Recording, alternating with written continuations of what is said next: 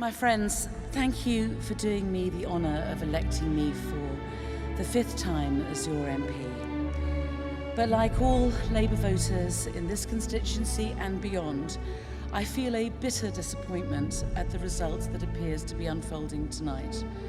I feel distraught that we have lost so many great comrades in Parliament, and I also feel so disappointed for all the brilliant candidates I've met around the country who will have to wait their time to be in Parliament.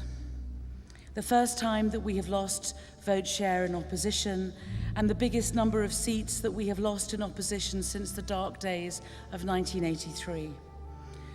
I was thinking back to the words of Neil Kinnock on the eve of that election, warning the ordinary, the young, the ill, and the old what would happen to them if Thatcher won.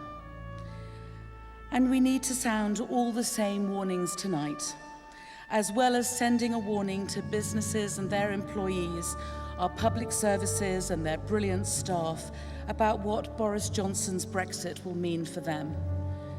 And my friends, this is just the start.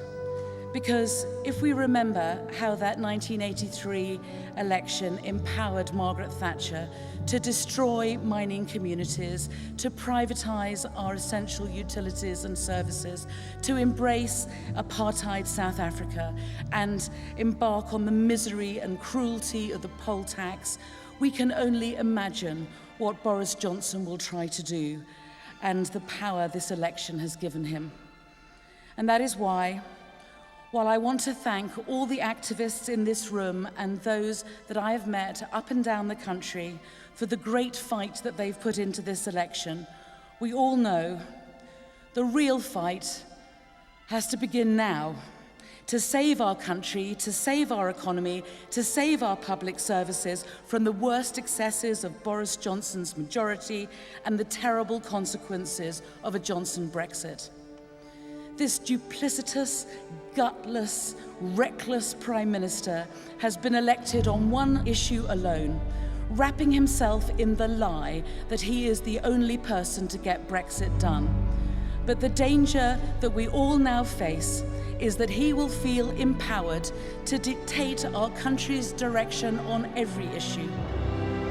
Well, we may be hurting tonight, but we are not beaten. We will tell Boris Johnson no.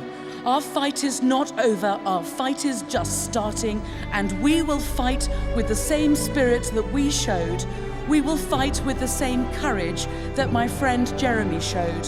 And we will fight with the same unity the party showed throughout the election campaign.